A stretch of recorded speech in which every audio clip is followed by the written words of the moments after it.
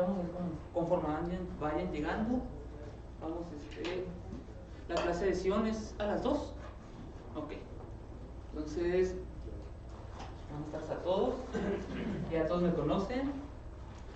Mi nombre es Marco Antonio Rodríguez. En esta hora me toca impartir la clase de lo que es la indexación de los patrones de difracción.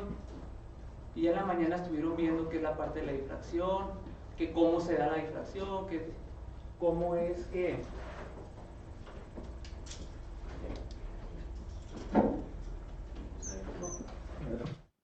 ya, pero no cambia. Vale.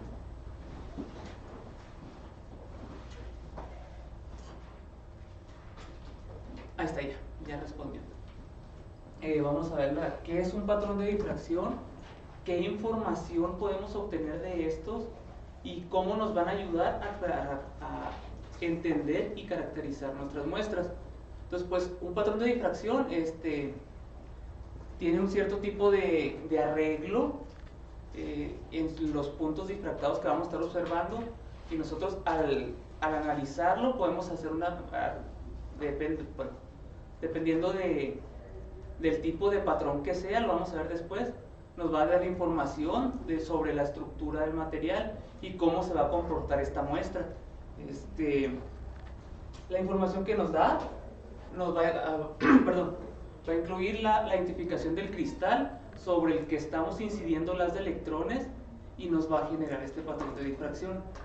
Entonces, es algo bien interesante el poder saber indexar y saber la estructura, sobre todo la estructura cristalina del material. ¿Por qué? Porque nosotros, al conocer la estructura cristalina del material, vamos a poder inferir en ciertas propiedades del mismo. Aquí tengo una tabla como un ejemplo. Es un ejemplo sencillo de las fases de un acero. Nosotros, en la experiencia que tenemos en la parte metalúrgica, es que sabemos que si tenemos una estructura BCC, vamos a tener un material con una cierta dureza, pero con una ductilidad baja. Si tenemos un material FCC, sabemos que tenemos un material dúctil, pero bastante dúctil, con una dureza muy baja. ¿Por qué? Porque al momento de que los átomos se acomodan se acomodan en la matriz del acero, dependiendo del tratamiento térmico que nosotros le demos al acero, la estructura cristalina del material va a cambiar. Entonces, dependiendo del tratamiento térmico que tengamos, los átomos se van a acomodar ya sea en una estructura BCC o una FCC. ¿Cómo vamos a saber la estructura? Pues, si nos apoyamos de un patrón de difracción, al momento de indexarlo vamos a saber si tenemos una fase martensítica, que aquí lo podemos ver, la dureza de Vickers. Podemos observar que la dureza en Vickers de la fase martensítica, que es correspondiente a una estructura BCC, va a presentar también una elongación de fractura muy pequeña. ¿Por qué? Porque tenemos un material muy duro y lo tenemos muy poco dúctil.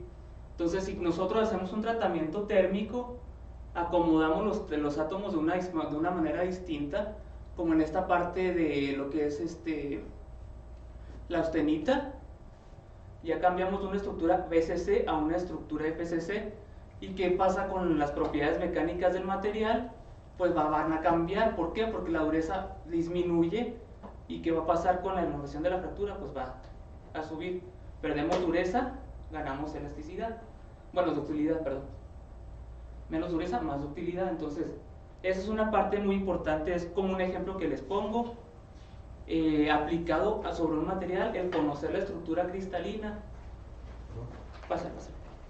Entonces, nosotros, al tener una muestra, la metemos al microscopio, analizamos su estructura cristalina mediante un patrón de difracción, nos va a arrojar que es una estructura tal, y ya podemos nosotros inferir en ciertas propiedades que va a tener nuestro material. Estoy hablando ahorita en un caso de metales, pero pues si ya nosotros metemos algún otro tipo de material, pues vamos a tener distintos comportamientos del mismo. Por decir, materiales magnéticos, en materiales semiconductores. Ya desde el conocer más o menos cuál es la estructura cristalina del mismo material, pues vamos a poder inferir en ciertas propiedades que este mismo puede tener. Obviamente pues hay que ir a corroborar esta técnica pues con otros laboratorios, con otro tipo de técnicas que nos corroboren esta parte mediante otra técnica. Bueno, vamos a ver primeramente los tipos de patrones de difracción que aporta cada tipo de material que se puede analizar. Primeramente tenemos cuando es un patrón de difracción de un material amorfo. ¿Qué es un material amorfo? Es aquel que no tiene un arreglo cristalino de un largo alcance, un orden de largo alcance, perdón. Y vamos a tener este halo difuso. ¿Por qué? Porque no hay una periodicidad en el arreglo, en la estructura cristalina que te genere un patrón. Entonces las muestras que son amorfas, vamos a obtener un patrón de este tipo. Estaríamos hablando de un óxido de silicio, de carbón amorfo, e inclusive ahí en la práctica que tuvimos, si yo decidiera hacer un patrón de difracción en la membrana donde hicimos la alineación, que es carbón amorfo, tendríamos un patrón de este tipo. ¿Qué pasa cuando tenemos ya un arreglo cristalino bien orientado y tomamos solamente un cristal de ese material? Vamos a tener un patrón de un monocristal. Si se fijan aquí, hay una cierta simetría en todos los spots difractados, del material. ¿Por qué? Porque tenemos el haz incidiendo sobre un cristal, sobre un eje de zona. Más adelante les voy a explicar bien lo que es un eje de zona. Entonces hay que orientar el material, el cristal, para poder tener un eje de alta simetría y poder tener un patrón de esta manera. ¿Por qué? Bueno, más adelante vamos a ver también por qué es importante tener un eje de alta simetría para poder realizar una indexación en un monocristal. Por último, tenemos un patrón de difracción policristalino. Aquí lo que tenemos es que tenemos tantos cristales tan pequeños donde donde se está incidiendo sobre la muestra, que si giráramos, si a este patrón le pusiéramos otro cristal aquí enseguida y otro, empezaría a generar anillos, porque son tantos cristales y tan pequeños que en lugar de generar spots, todos se van a aglomerar, se van a traslapar uno con otro y van a empezar a generarnos un patrón de anillos policristalinos. Bueno, esos son los tipos de materiales y cómo se ve su patrón de difracción. También hay varios tipos de patrones de difracción. Estos van a depender mucho sobre la técnica que estemos utilizando sobre el microscopio para obtenerlos. Si recuerdan la clase que tuvieron más temprano, pues para tener un patrón de difracción tenemos que tener un haz paralelo. Entonces tenemos un patrón de difracción de área selecta. ¿Cómo sé que es de área selecta? ¿Por qué? Porque aquí yo aquí estoy viendo varias estructuras cristalinas presentes en este patrón de difracción. Aquí estoy viendo 4 puntos interiores, aquí tenemos un eje de zona. Este patrón está muy bien orientado. Tenemos aquí varias señales que me están diciendo que donde estoy incidiendo el haz, estoy tomando información de varios cristales. Un patrón de área selecta pues va a estar limitado por el tamaño de la apertura que utilicemos en la región que se va a poner al momento en el plano imagen para seleccionar qué parte de lo que estamos viendo nosotros en pantalla vamos a tomar la difracción. En el caso, también está el caso del nanohaz o nanobeam diffraction. ¿Qué es lo que se hace? En este caso se cambia la configuración de las lentes, se cambia toda la alineación de la columna. ¿Para qué? Para generar un haz más pequeño y poder hacer incidir ese haz, sobre un punto en específico, una región, una zona muy pequeña. Entonces aquí generalmente se utiliza el tomar el nanohaz para realizar análisis en zonas muy pequeñas para nanopartículas, para películas delgadas, que requieren de un haz muy pequeño. ¿Para qué? Para tomar solamente la difracción de esa región deseada y no tener contribución de otras estructuras que estén presentes en el material que estamos analizando. Y por último tenemos los patrones de difracción de haz convergente. Si se fijan aquí, pues ya la iluminación del microscopio va a cambiar. ¿Por qué? Porque aquí estamos trabajando con unos paralelos. Si nosotros ya lo cambiamos a un haz convergente, que es la modalidad de STEM, vamos a tener otro tipo de patrones de difracción.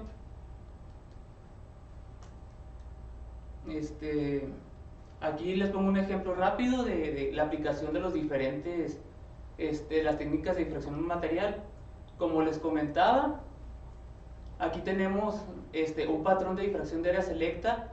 Tenemos bastantes señales de varios cristales. ¿Por qué? Porque esta región, bueno, este patrón de difracción, perdón, se tomó de esta región en una aleación que está envejecida, que tiene una secuencia de precipitación. Aquí tenemos el grano, el límite de grano, el grano, y dentro del grano crece una segunda fase térmicamente, que son los precipitados. Entonces, al momento de sacar un patrón de difracción de esta región, pues vamos a tener señales correspondientes a la matriz, al límite de grano y de los mismos precipitados. Al momento de la indexación, pues se indexan todos los spots correspondientes a cada estructura. Pero ¿qué pasa si yo quiero solamente tener la estructura el patrón de difracción para indexarlo de los mismos precipitados que tenemos en esta región? Entonces, pues, se hace la técnica de nanobeam, se reduce el tamaño del haz y se hace incidir sobre un solo precipitado. ¿Para qué? Para que me dé la información de la estructura cristalina, solamente el precipitado, sin tener contribución de las demás estructuras que están presentes en mi muestra. Entonces, este es un buen ejemplo para corroborar esto.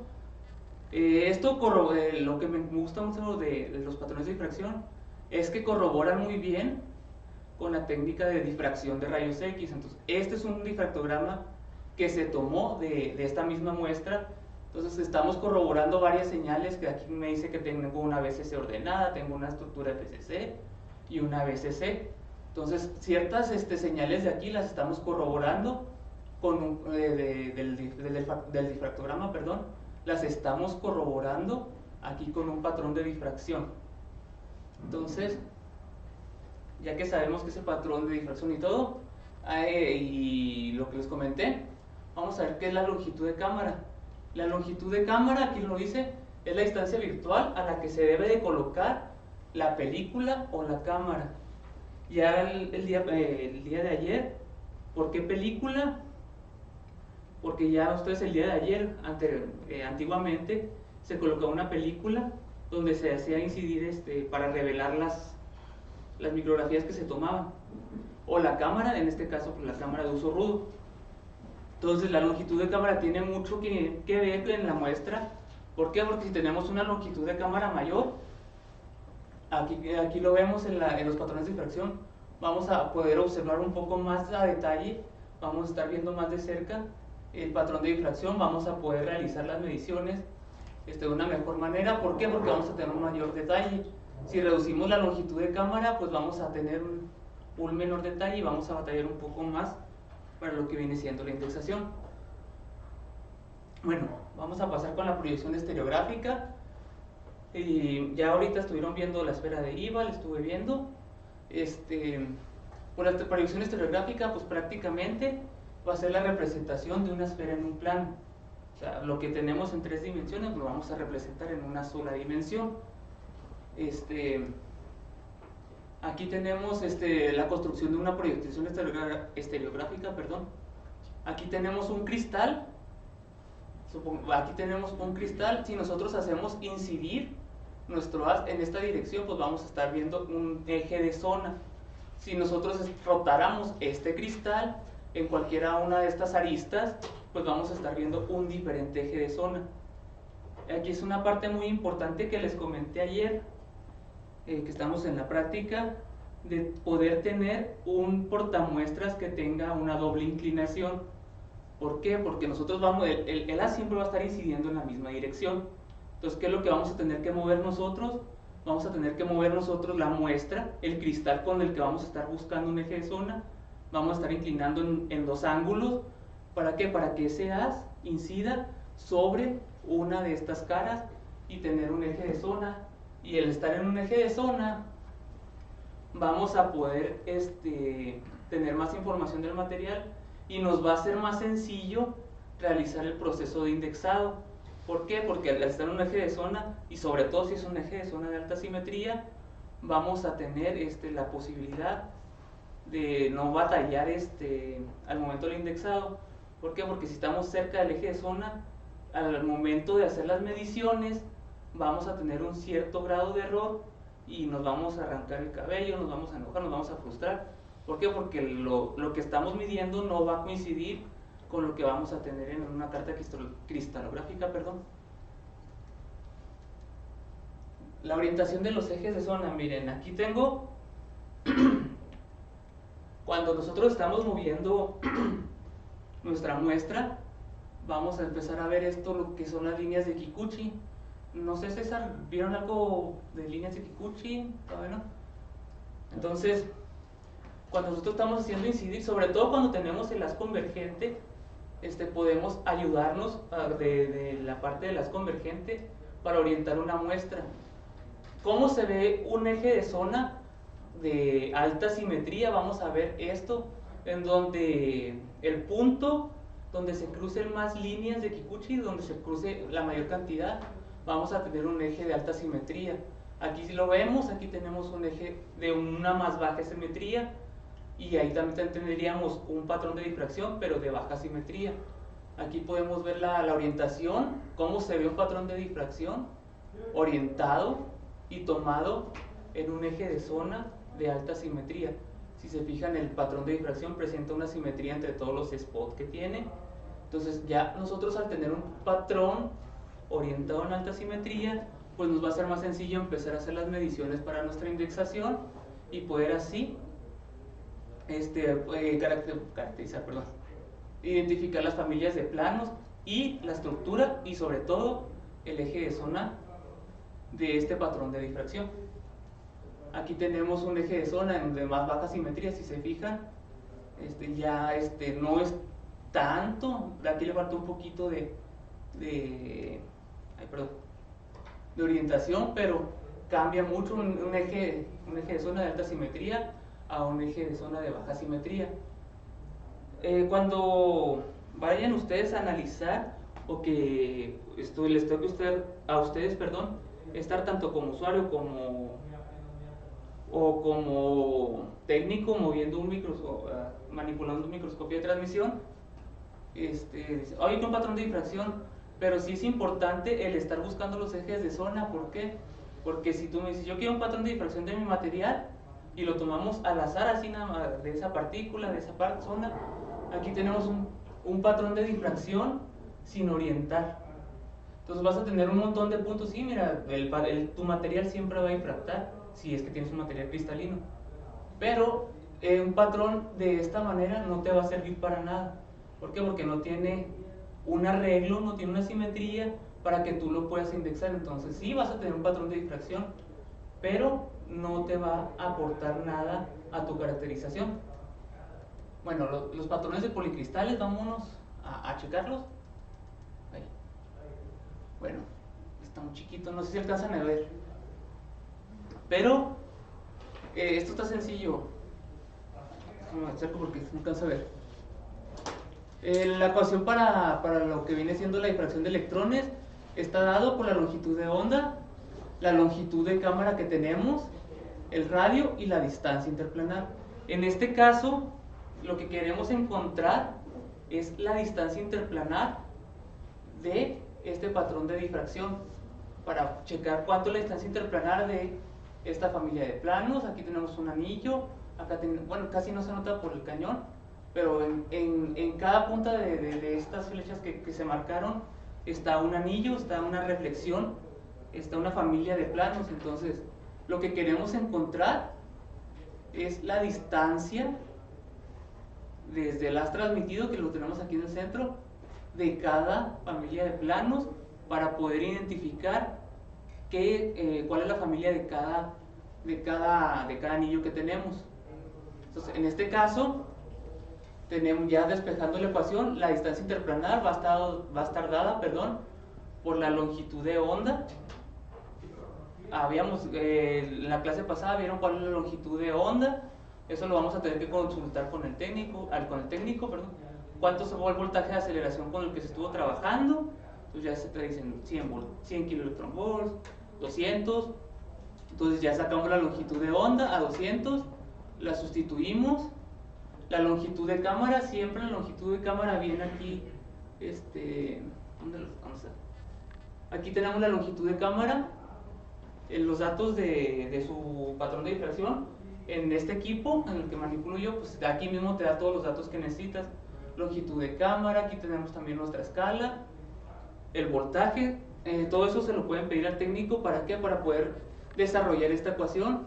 Y pues ya lo que se va a empezar a hacer es una cosa muy importante, es que cuando vamos a indexar este tipo de patrones, sí tenemos que tener una cierta noción de qué es el material que estamos indexando. ¿Por qué? Porque en este caso es una nanopartícula de oro. Entonces yo obtengo la carta cristalográfica del oro. Entonces aquí tenemos información que nos va a ayudar para indexar. Entonces, vamos a hacer la medición. Ya teniendo todos los datos, pues vamos a empezar a sustituir. Entonces ya de la primera familia de planos, aquí la tenemos esta cierta distancia, esta es la medición que tenemos. Entonces aquí tenemos una distancia de 12.28 milímetros. Vamos a hacer nuestra conversión, vamos a sustituirlo en nuestra ecuación y nos va a dar que la primera familia de planos tiene una distancia atómica, una distancia interplanar, de 2.35 Armstrongs. Entonces ya cuando nosotros tenemos identificadas todas las distancias, un poquito rápido, ya cuando tenemos identificada la distancia de la primera familia de planos, la distancia de la segunda familia de planos, de la tercera, cuarta, quinta familia de planos, nos vamos a nuestra carta cristalográfica. Entonces checamos que a esta, sobre todo, en la primera distancia interplanar, vamos a venir a buscarla. Aquí en nuestra carta cristalográfica nos dice que una distancia de 2.35 va a tener un 100% de intensidad, corresponde a la familia de planos 111. Entonces, esto también es importante sobre la intensidad de lo que viene siendo la señal. Aquí tenemos la primera señal de la primera familia de planos, que es la 111, va a tener un 100% de intensidad. Y si lo corroboramos con nuestro patrón de difracción, aquí tenemos el primer halo, el primer anillo es el más intenso. Inclusive aquí hay intensidades que son muy bajas y no las vamos a tener aquí porque no se alcanzan a ver.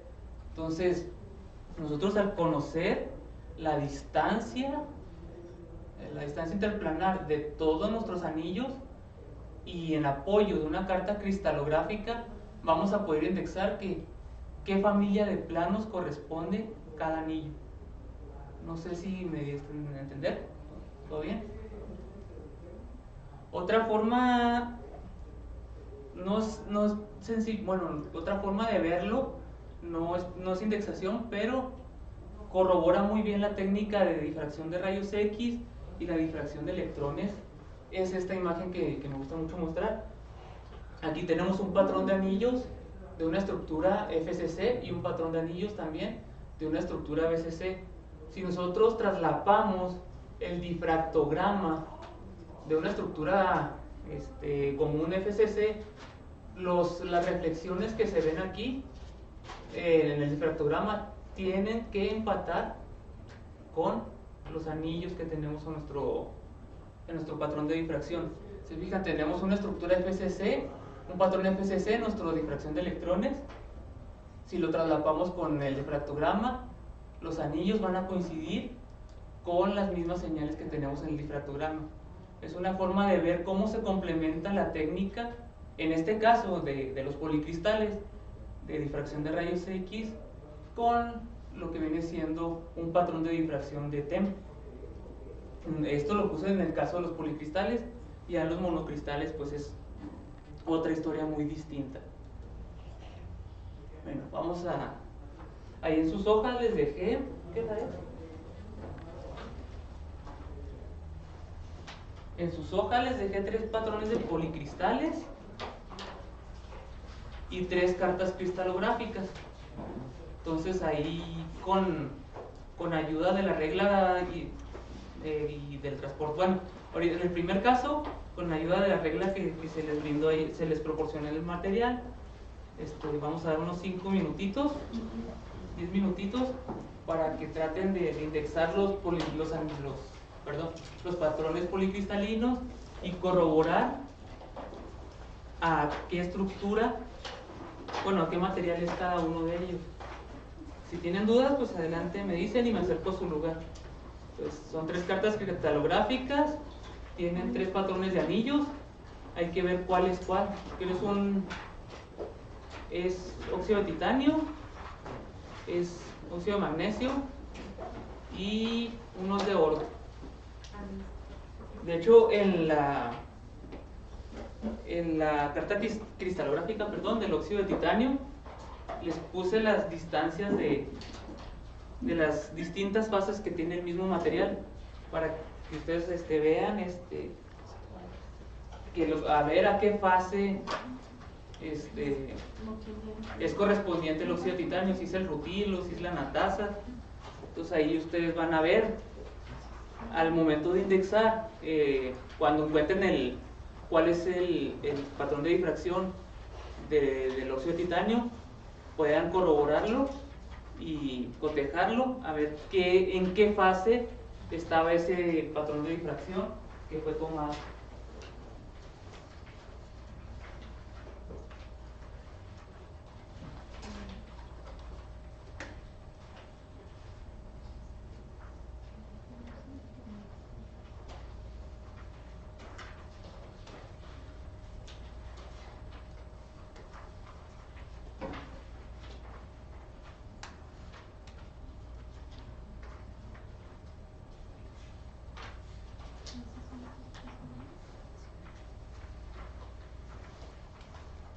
Déjenme, les pongo la ecuación de nuevo.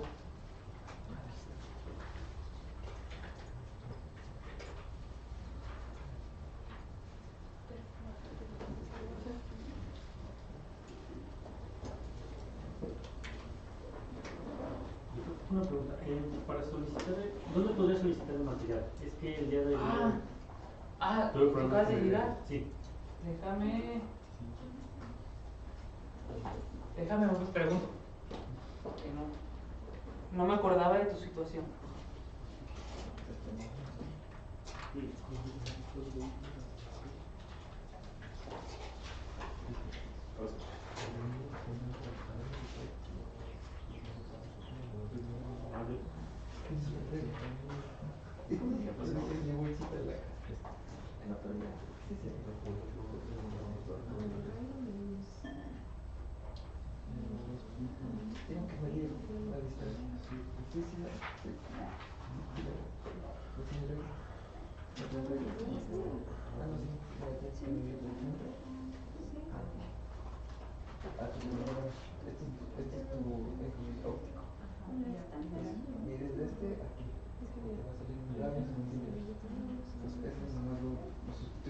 Creo que eso ya no lo dan.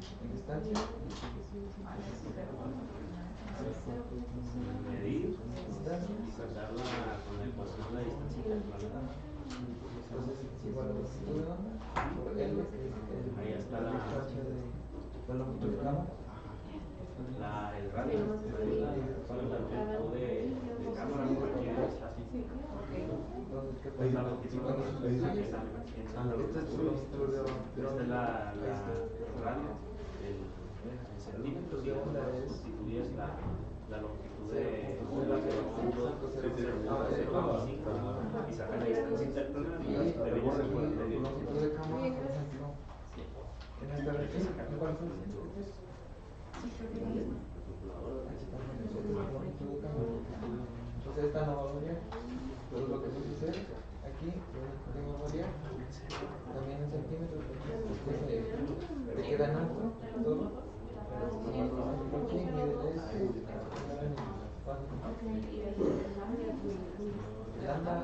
está dando el es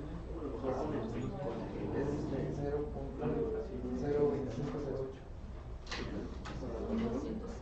Ah, ya, pues al final, pues hazle primero el ejemplo. Hazle por ejemplo.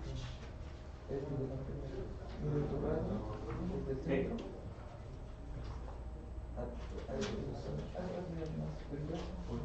¿Al más bello o al más sino al que sigue? Sí, al más bello. Es como 7. Ya, entonces ese era el caso de esto fueron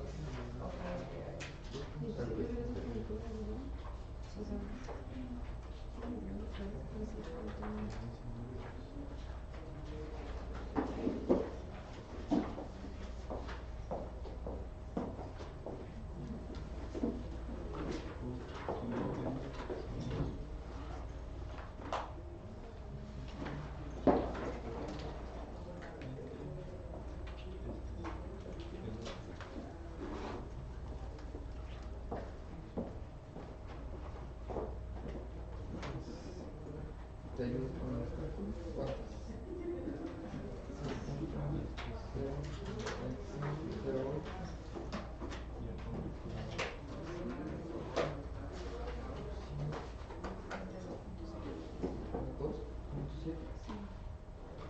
La distancia de 0.93.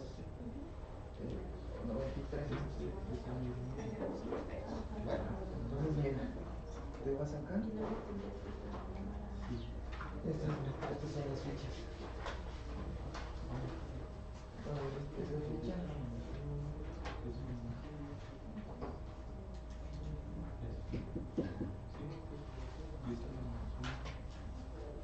Mira, podría ser esta medida de aquí. ¿Sí? Esta la 7. Sí, sería una familia de 7 entonces ese de aquí sería la familia sería la familia de aquí sería esta familia de acá. Entonces así. Y después en estas, ¿cuáles? Por ejemplo, mira que te en estas, en las otras.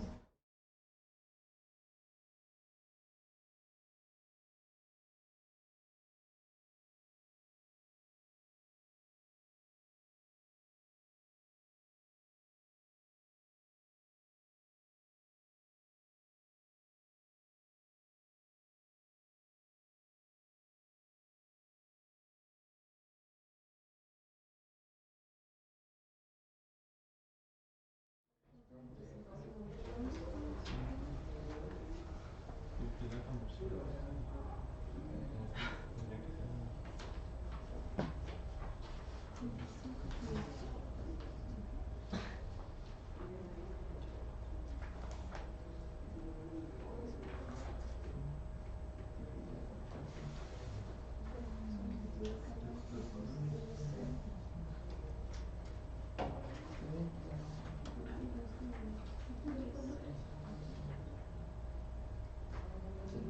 0.67.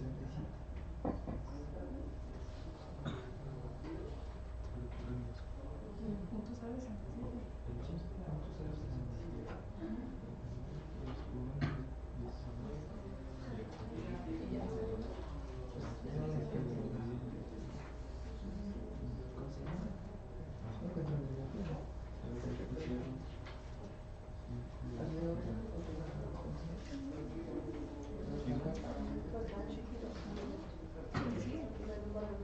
Mientras más lejos va a salir menos, pero solo tenemos mira, esa por ejemplo ya tenemos menores porque esto va a tener más cerca, si se le ves así, me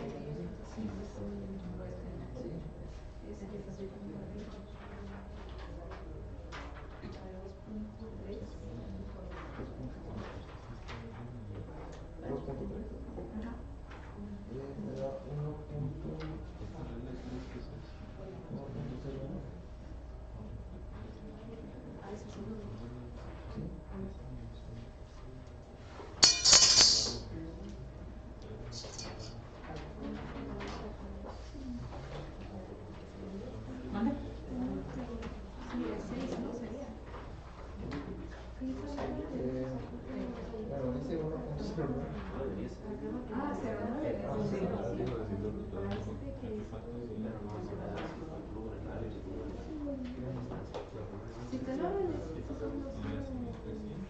orden, solo tienes que encontrar cuál es cuál.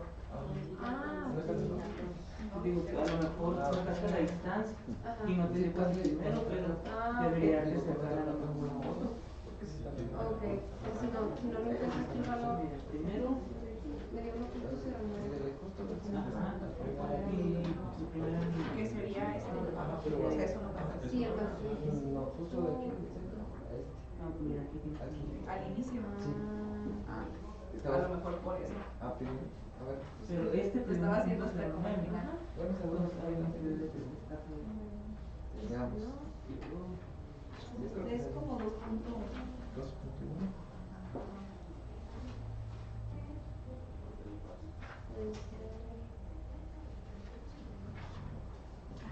Pero este es de 120 centímetros. Ajá, Pues, por pues, eso. no, Ok. Por 120. Sí, puede ser. Este es ¿Pero cuánto me dijiste? por el error que tenemos. Porque siempre va desde el centro. Le da 1.43. Se toma en cuenta, o sea, Sí, desde el centro. Desde ahí a la mitad del ancho medio ¿Y es directa o es como del grosor de a la mitad del grosor de la línea. Sí. Va a variar un punto poquito. Sí, eso también lo digo. Es como todas las mediciones, va a variar de ojo a ojo. 1.3. 2.3? Pero me da los resultados. Ah, bueno, creo que este lo dice algo de 3 semanas, más o menos de todo. Sí. Porque, ¿Qué sigue? ajá. Porque tiene 3.4.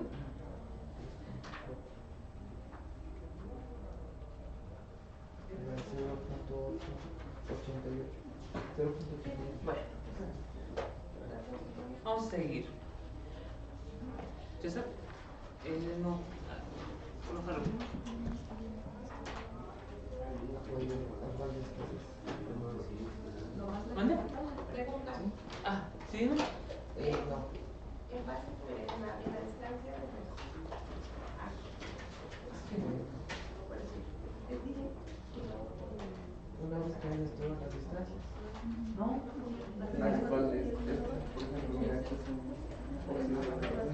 ¿Estamos convertidos? ¿Dónde? Acá es un óxido de titanio. Sí, pues hay que convertirlo. Entonces, tú tienes que ver cuál es más. Sí, milímetros de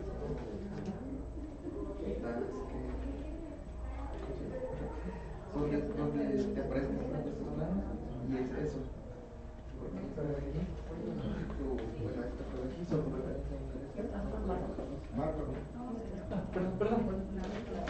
bueno, sí, es porque ¿cuánto nos dice acá? 1.3 y 0.81. No, el anillo. O sea, se ve como puntos, pero es completamente un anillo. Entonces, de su otro dividido. Anillo, cuarto, quinto, Pero ese es libre. sexto,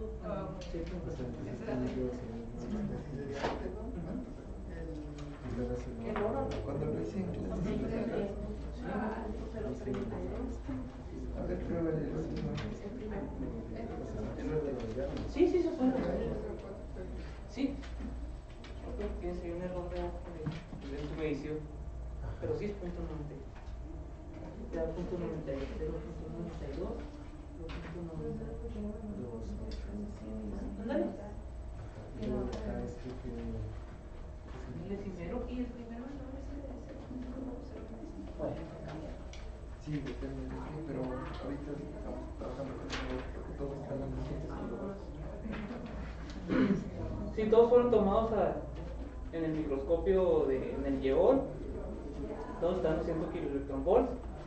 La longitud de cámara, ahí la tiene la información, su patrón de difracción, lo tiene esquina inferior izquierda.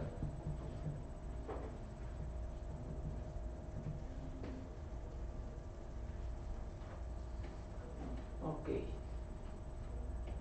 Bueno, ahora vamos a ir para la indexación de los patrones de difracción de monocristales.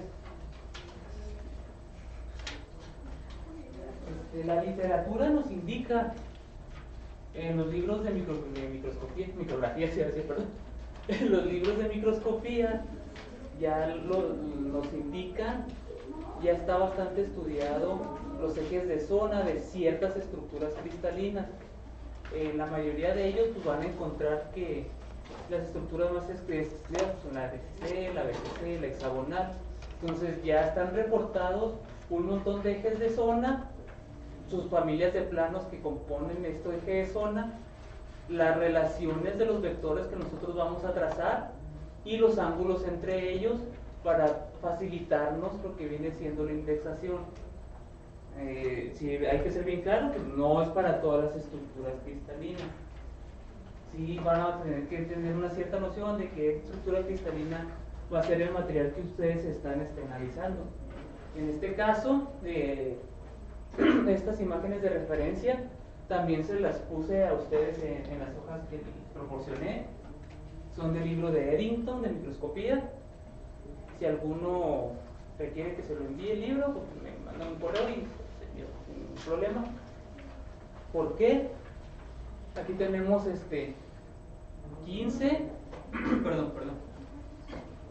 15 direcciones distintas, 15 ejes de zona distintos, indexados sobre una estructura cristalina FCC. También tenemos la literatura, las bastantes direcciones cristalura, bueno, ejes de zona de otro cristal, en este caso un cristal BCC, y también de los cristales hexagonales. Entonces, ya la literatura nos está apoyando bastante en darnos bastantes ejes de zona indexados para apoyo para cuando nosotros vayamos a realizar nuestras indexaciones en nuestros materiales. En este caso vamos a indexar este patrón de difracción que tenemos aquí. Este patrón de difracción es correspondiente a una aleación de aluminio, cobre, magnesio. Si se fijan, una de las características que estamos viendo aquí es que tenemos un patrón bien orientado. ¿Cómo lo sabemos? Porque tenemos una cierta distribución de nuestros spots difractados con una geometría, una simetría, por lo cual nos va a ser un poco más sencillo nuestra tarea de indexación. ¿Por qué? Porque tenemos bien identificado la simetría, tenemos bien identificado nuestro haz transmitido que está aquí en el centro. Entonces vamos a empezar a trazar nuestros vectores y nuestros ángulos para poder realizar nuestra indexación. Si se fijan aquí, así a grosso modo, pues ¿qué es lo que tenemos? Pues tenemos un cuadrado. Entonces, si yo ya tengo la información, en este caso, de que es mi material, que es una aleación de aluminio con poco cobre y poco magnesio, entonces pues la fase mayoritaria de mi material va a ser aluminio. Los que sabemos, estamos un poco más enfilados en la parte metalúrgica, pues ya es aluminio, ya te digo, ya tiene una estructura FCC. En el caso de que no tengamos la información del material, pues investiga, ok, ¿qué estructura cristalina puede ser tal material? O sea, en este caso tenemos una estructura FCC, nos vamos a las hojitas que tenemos, lo que nos reporta Eddington, y vamos a empezar a realizar nuestra indexación. En base y en apoyo al material didáctico que les di, vamos a tener aquí cómo debería indexarse un eje de zona en este eje de zona, que es el 001, en un material con una estructura FCC. Entonces esto ya nos va a apoyar bastante, pero nosotros también vamos a desarrollar este cálculo para poder aprender más o menos cuál es la técnica, los pasos que se deben de seguir, qué es lo que se tiene que hacer para no irnos directo con lo que viene siendo el apoyo bibliográfico. Entonces lo primero que vamos a hacer es identificar el centro del eje de nuestro haz transmitido, para empezar a partir de ahí a trazar nuestros vectores para hacer las mediciones. Casi no se ve. ¿Sí lo alcanzan a ver aquí la línea que se trazó? Sí. Ok. Entonces ya tomamos primero vamos a tomar la decisión de cuál es la primera familia de planos a la que vamos a trazar nuestro vector. Entonces, vamos a tomar nuestro transmitido, tomamos este punto difractado, vamos a trazar nuestro primer vector, vamos a trazar un segundo vector a otra familia de planos que esté difractada. Entonces, en este caso vamos a posicionar nuestro vector B a esta familia de planos difractada. Entonces, ahora sí, después de hacer eso, vamos a hacer una medición de cuánto es la distancia de cada uno de nuestros vectores que ya trazamos en nuestro patrón de difracción. Entonces, en este caso, tenemos, casi no veo, punto 59 en el primer vector y punto 42 en el segundo vector. Aquí tenemos un cálculo que nos dice A entre B nos tiene que dar un resultado. Entonces, ya cuando nosotros hacemos nuestra suma de vectores, bueno, nuestra división, perdón, de nuestros vectores, nos tiene que dar un valor. Este valor, si se fijan en sus hojitas que les di, cada eje de zona tiene un valor de esta relación de vectores distinto. Revísenlo. El primero tiene un valor, el segundo tiene otro eje de zona, tiene otro valor, otro valor. Entonces ustedes lo que tienen que hacer en este caso, hacer la revisión de su resultado, de la división de vectores, de la medición que hicieron, con lo que tienen en la literatura. Otra cosa también bastante importante, porque puede darse el caso, de que tengan un valor similar en distintos ejes de zona. Pero aquí nos vamos a apoyar de un dato adicional, que es la relación de ángulo entre estos vectores. Si se fijan, aquí tenemos también una relación de ángulo entre los vectores que nosotros tracemos para la indexación. Entonces, si nosotros elegimos este vector con este vector, debe de tener un ángulo. Por eso es que se les proporcionó también un transportador, para verificar también la relación del ángulo entre ambos vectores. ¿Por qué? Porque puede ser que su resultante pueda traslaparse con un eje de zona que no es. Entonces, al momento de hacerlo, también de hacerles este resultado, verifiquen lo que viene siendo el ángulo entre ellos y lo corroboran también pues, con la base bibliográfica que tienen. ¿Por qué? Porque ahí les va a decir cuál es la familia de planos que van a obtener al momento de indexar. Vas a tener la familia de planos, un ejemplo, aquí vas a tener la familia de planos 200, si nos vamos hacia la izquierda vas a tener la menos 200 y así vamos a ir cambiando. Entonces vamos a ver la familia de planos corroborándolo con nuestra parte bibliográfica que tenemos en esta relación de vectores y de la estructura. Ya si estamos muy perdidos, vemos algo que no cuadra, dices, yo tengo mi relación de vectores y mi resultado en tal valor y me sale un eje de zona, no sé, 311 y ustedes están viendo que el eje de zona 311 no tiene la simetría que lo que tienen aquí. Pues también es un cierto parámetro en decir, ok, a lo mejor medí mal, algo pasó extraño, que mi eje de zona se está, y lo estoy viendo y no tiene nada que ver la simetría de mi patrón de difracción práctico con el de la literatura. Entonces hay que ver que hay que retomar otra medición, otro ángulo, otros vectores. Entonces esto es esa prueba y error. Pues hay que estar jugando con los spots de familias de planos con los que vamos a estar trabajando nuestros vectores. Esta es una manera de indexar los patrones de difracción de monocristales a la antigüita, digamos, a papel y regla. Hay ya actualmente pues hay un montón de programas que uno ingresa en el patrón de difracción y ya se encargan de procesar. Te va pidiendo datos, te pide, dame la longitud de cámara, dame el voltaje de aceleración, dame esto, calíbrame la escala, y ya empiezas tú a hacer la indexación mediante un programa, mediante un software. Pues esta es la parte que nos tocó. Bueno, a mí sí me tocó en el laboratorio de sacar el patrón de difracción, indéxalo y corroborar estructuras y ver secuencias de precipitación para la parte metalúrgica. Entonces, también hay otra parte de simulación que la van a ver en la clase de enseguida con el doctor Sion.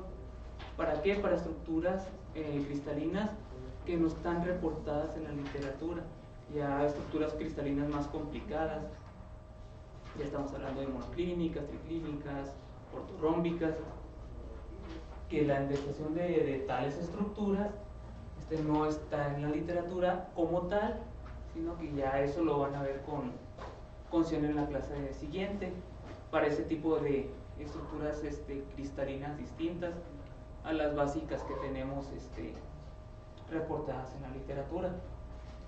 Entonces también ahí en su hoja, en sus hojas que les proporcioné, les puse 3 patrones de difracción monocristalinos y les dejé también 3 hojas con la referencia bibliográfica para la indexación. Entonces también les voy a dar un momento para que traten de indexar cada uno de ellos. Es importante hacer las mediciones de las relaciones, las distancias, porque si se fijan, si observan detalladamente, entre la estructura BCC y la estructura EPCC hay muy pocas diferencias. Entonces hay que saber bien sobre qué estamos midiendo y haciendo referencia para no llegar a confundir un eje de zona con otra estructura cristalina.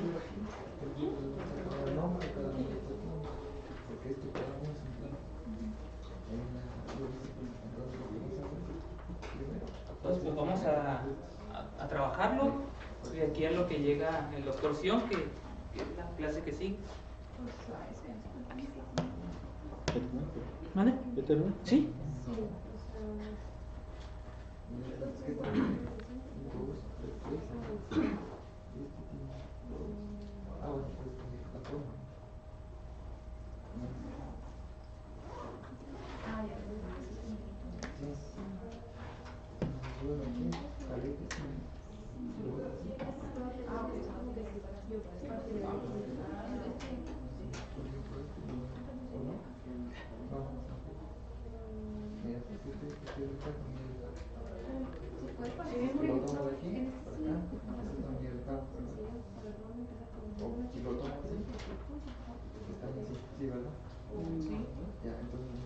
No, lo que pasa es que no se alcanza a ver la impresión, pero aquí en el centro debe estar el BIM Stopper. Por aquí debe estar. Pero sí, siempre que se está dando en impresión, el BIM has transmitido, que es el central, ¿qué es lo que se le pone? Se le pone un BIM Stopper, es un obturador. ¿Por qué? Porque la intensidad de las transmitido, que es el central, es muy alta. Se tapa, ¿para qué? Para proteger la cámara. ¿Recuerdas que te dije le dije ayer, que en transmisión no utilizamos detector, que es la cámara CCD? Entonces el haz transmitido es tan intenso que se le pone un beam stopper, un obturador, es una laminilla de acero que se posiciona para cubrir la intensidad del si observa los policristalinos,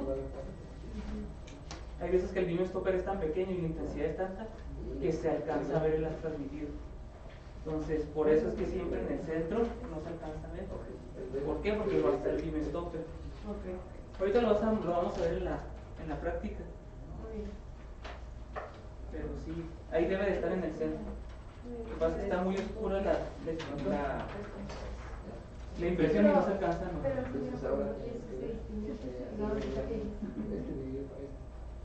Es el de este.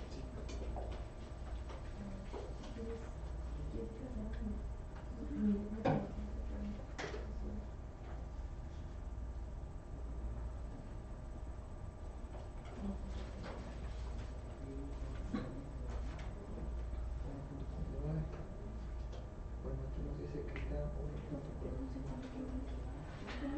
Pues sí, ese podría. Entonces,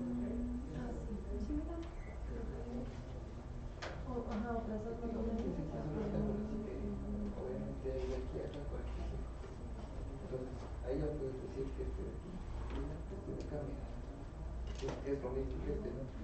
Este de aquí, y este de aquí, 200, y de acá, 020, mira, hasta aquí. Ah, eso me lo da él. Sí, 200 dijiste. y acá, 020. Gracias. ¿Qué valor de bomba se le pregunta al microscopio? A todos estos. Itachi? Porque sabes que ahora elige otro. No me lo sabría.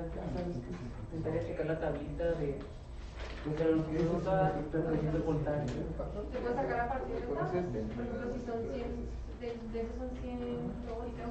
Dependiendo a qué voltaje se toma. ¿Cuál es? Porque estás Es que Raúl sí lo puede variar Los anteriores. Ah, ok. desde 60 hasta 120. Entonces está ya la Pero sí hay una Acá hay una no tabla. la traigo. No la tengo ahorita a la mano, pero sí hay una tablita Pero por ejemplo, esto para darte la longitud, para sacar la longitud de onda con respecto al voltaje. Sí las hay. No la tengo a la mano, pero pues quién sabe. Pero no de nadie porque está ahí. Y dijimos que la longitud de la cámara esa viene en la micrografía. sí, siempre viene. Bueno, el de Raúl no sé, no porque no sabe su patrón, pero No, sí. mira, este ¿tienes una idea para de? Sí, es que lo estaba. Ah, ok. Pero sí sale la longitud de cámara.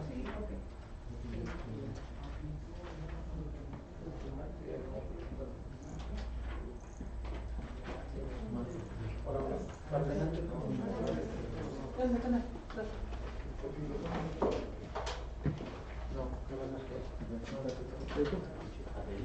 este de acá, este de aquí, este de aquí.